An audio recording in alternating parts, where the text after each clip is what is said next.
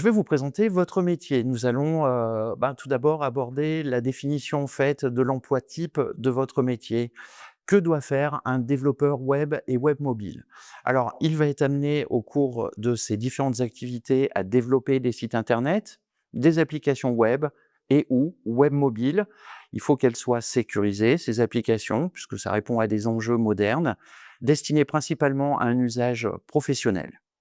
Alors, le travail du développeur repose sur une maîtrise des langages de programmation, côté client, navigateur, mais aussi côté serveur.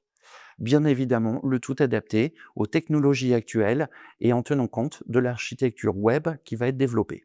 Quelles sont les responsabilités principales d'un développeur web et web mobile? Il va être en charge en fait du développement des sites internet et des applications, ça vous l'avez compris, à partir d'un dossier de conception. Il va être amené à créer des maquettes d'interface utilisateur et d'être en capacité de modéliser en fait l'enchaînement. Il va être en charge, en fait, de l'adaptation des interfaces à l'interface mobile, mais aussi à la publication optimisée pour le référencement, en fait, des sites internet sur les différents moteurs de recherche. Mais pas que, et vous le verrez, bien sûr, plus en détail dans votre formation. Il va être amené à développer et traiter, en fait, toutes, les activités autour, de la programmation côté serveur, c'est-à-dire la création, la mise à jour des bases de données avec un fort accent, mise en avant sur la sécurité en fait et la confidentialité des données. Enfin, il va être amené à réaliser des tests fonctionnels pour garantir le bon fonctionnement des applications puisque bien évidemment,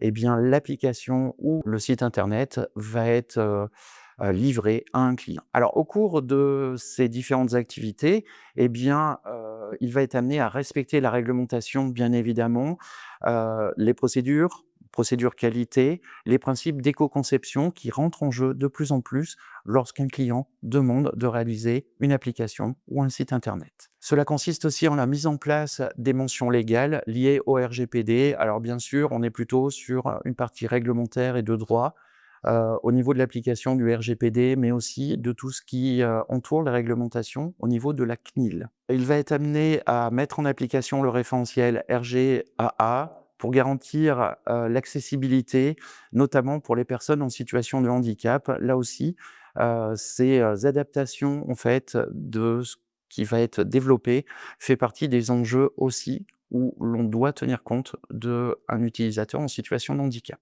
En termes de communication et de collaboration, eh bien, en fait, le développeur, a toujours une attitude, en fait, d'écoute active, notamment lorsqu'il travaille avec un chef de projet.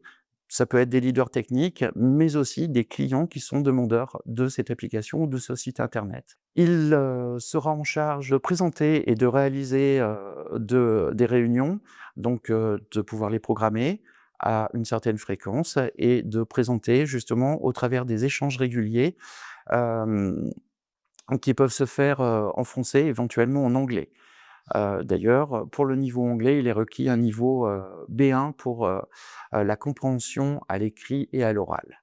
Niveau B2 minimum pour l'expression orale, puisqu'effectivement, vous allez être amené à exprimer des informations en anglais. Alors, c'est un métier qui demande à avoir, beaucoup de réactivité, en fait, en termes de veille professionnelle. Alors, sa capacité à résoudre, des problèmes techniques, et notamment des problèmes, liés à des incidents en production. On peut même, aller plus loin, on peut imaginer que le produit, il est publié, il va y avoir une résolution de bugs aussi qui peut, intervenir. Mais aussi, il faut que vous soyez en capacité de mettre en place votre veille technologique, pour, actualiser en fait vos connaissances, vos logiciels, tout en tenant compte des enjeux de sécurité tels qu'on a pu l'exprimer, précédemment. Alors, quelles sont les conditions pour exercer ce métier et l'environnement de travail? Alors, bien évidemment, un développeur, peut être salarié, il peut être indépendant, que l'on appelle communément le freelance. Il peut travailler pour des clients variés, dans des contextes diversifiés.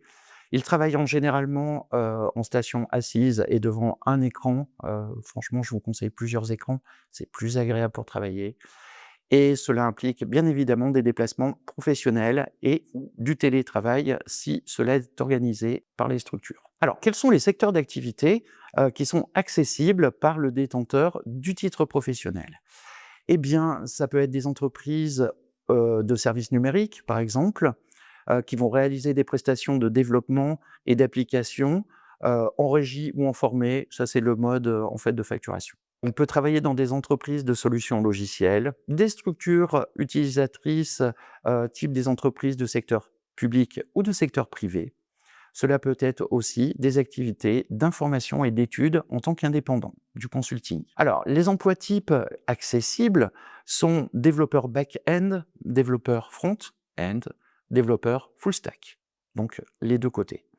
Ça peut être développeur d'applications mobiles, développeur web, mobile et développeur web et web mobile, peu importe l'intitulé. Vous pouvez faire des recherches lorsque vous allez être en situation de stage ou en situation en alternance ou lors de votre reconversion professionnelle.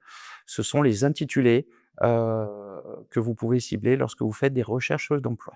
Vous disposez des informations, voilà, en dessous du chapitre, hein, n'hésitez pas à scroller et vous déplacer sur la page pendant que vous m'écoutez. Vous avez donc les informations concernant le niveau et le domaine d'activité et puis les fiches ROM de rattachement.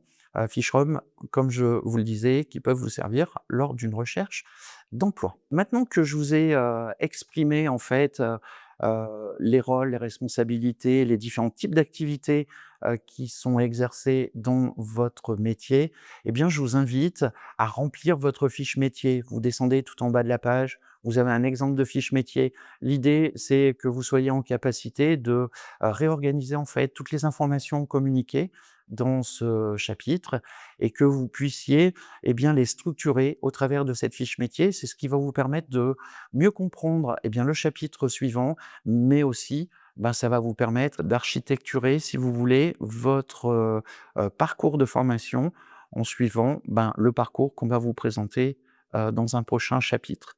Je vous invite maintenant à passer au chapitre suivant. À tout de suite.